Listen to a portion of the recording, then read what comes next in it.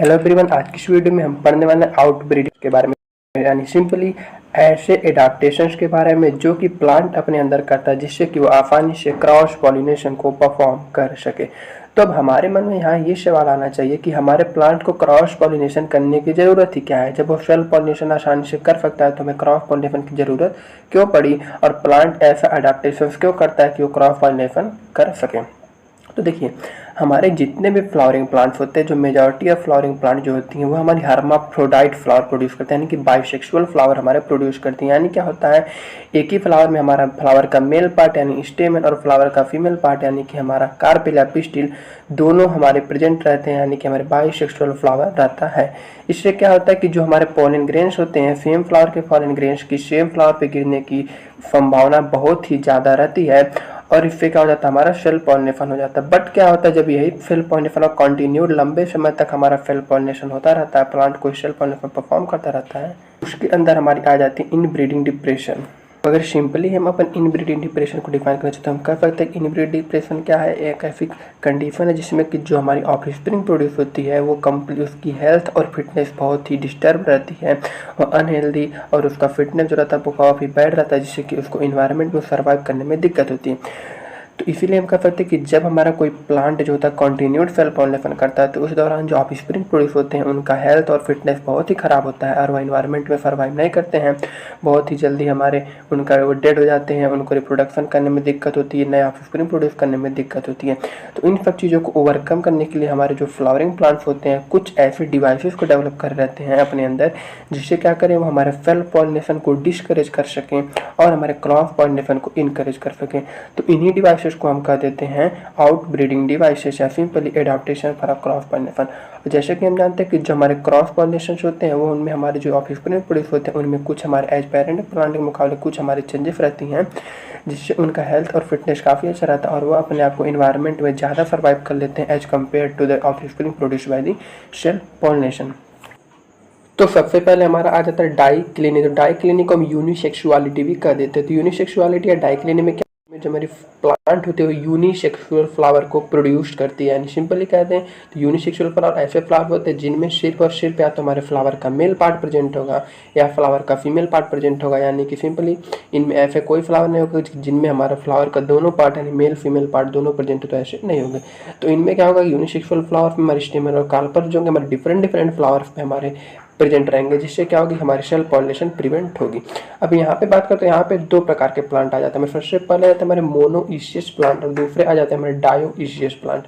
तो monoecious plant की बात करें तो मोनोइशियस प्लांट हमारे ऐसे प्लांट्स होते हैं जिनमें मेल और फीमेल फ्लावर अलग अलग तो होते हैं, बट वो दोनों फ्लावर जो होते हैं हमारे सेम प्लांट पे प्रेजेंट होते हैं। जैसे कि एग्जांपल मेज में, तो ये क्या करते हैं, ये हमारे ऑटोगैमी को प्रिवेंट कर देते हैं, बट गिट्नोगैमी को प्रिवेंट नहीं कर पाते हैं, क्योंकि हम जानते हैं कि गिट्नोगैमी क्या होता है कि इसमें पॉलन ग्रेन्स जो होते हैं हमारे एक फ्लावर के स्टिग्मा से दूसरे फ्लावर के स्टिग्मा पे ट्रांसफर होते हैं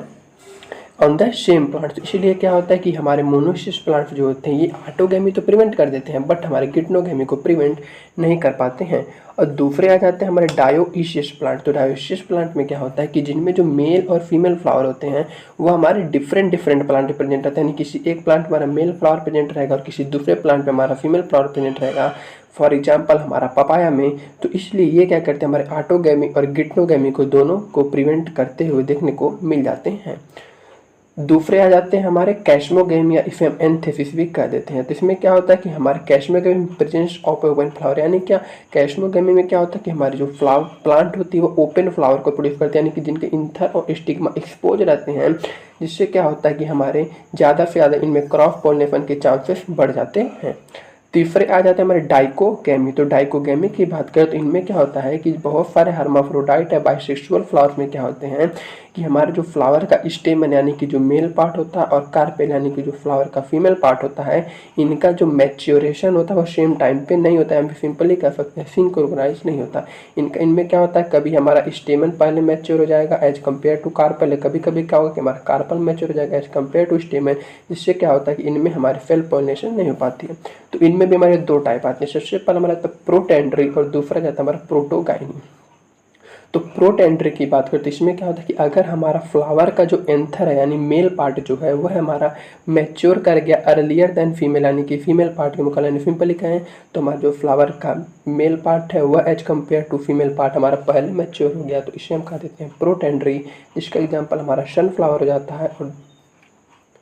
और दूसरा रहते हैं हमारे कि अगर हमारे फ्लावर का जो फीमेल पार्ट होता है वह पहले मैच्योर हो गया as compared to male part, तो इसे हम कह देते हैं प्रोटोकाइनी, और इसका एग्जाम्पल हो जाता है हमारा रोज। तो अगले आ जाते हैं हमारा हिट्रोस्टाइली। तो हिट्रोस्टाइली की बात करते हैं, इनमें सिंपली क्या होता है कि हमारे जो एंथर के जो स्टेमन के फिलामेंट की लेंथ होती है और हमारे जो पिस्टिल के स्टाइल की लेंथ होती है वह अलग अलग होती है कुछ प्लांट्स में। तो इनमें क्या होता है कि किसी किसी में क्या होगा कि हमारे जो स्टाइल की लेंथ होगी वह शॉर्ट होगी और एंथर हमारा काफ़ी ऊंचाई पे प्रेजेंट रहेगा, और किसी किसी में क्या होगा कि हमारी जो एंथर हमारी स्टाइल जो होगी वह काफ़ी लॉन्ग होगी और हमारा जो एंथर होगा बहुत बेस में प्रेजेंट रहेगा। तो इससे भी हमारा क्या होता है कि हमारा सेल्फ पॉलिनेशन प्रिवेंट हो जाता है।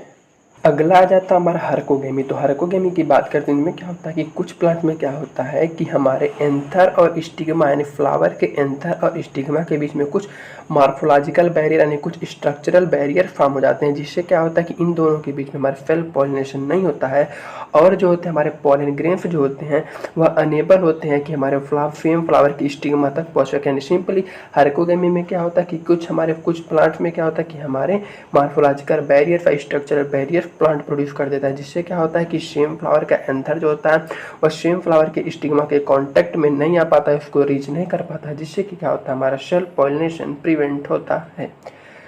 अगला और हमारा लास्ट आ जाता है सेल्फ स्टेरिलिटी और इनकम्पैटिबिलिटी। तो इसमें सिंपली क्या होता है कि पॉलन ग्रेन्स और same flower can not fertilize their own ovule as they do not germinate on the stigma of the same flower. Simply बात करते हैं क्या होता है कि इसमें जो हमारी फ्लावर की जो स्टिग्मा होती है, फ्लावर का जो स्टिग्मा होती है वो क्या करते हैं हमारे पॉलन ग्रेन्स इस पर फॉल करते तो हैं, बट क्या करते हैं स्टिग्मा जो होती है हमारे पॉलन ग्रेन्स को में से पॉलन ट्यूब को हमारे ग्रो नहीं करने देती है, खुद ही ग्रो नहीं करने देती है, यानी सेल्फ स्टेरिलिटी एंड कॉम्पैक्टिबिलिटी प्रोड्यूस कर देती है, जिससे क्या होता है कि पॉलन ग्रेन्स हमारा स्टिग्मा के फॉल करने के बाद पॉलन ट्यूब के रूप में डेवलप नहीं हो पाता है, जिससे क्या होता है कि वह उसी फ्लावर के ओव्यूल को फर्टिलाइज करने में अनेबल हो जाता है, और इसी को हम इससे हमारा सेल्फ पॉलिनेशन प्रिवेंट हो जाता है। और इसका एग्जाम्पल आ जाता है हमारा पोटैटो। तो कुछ इस प्रकार से थे हमारे आउटब्रीडिंग डिवाइसेस या फिर एडाप्टेशन फॉर क्रॉस पॉलिनेशन।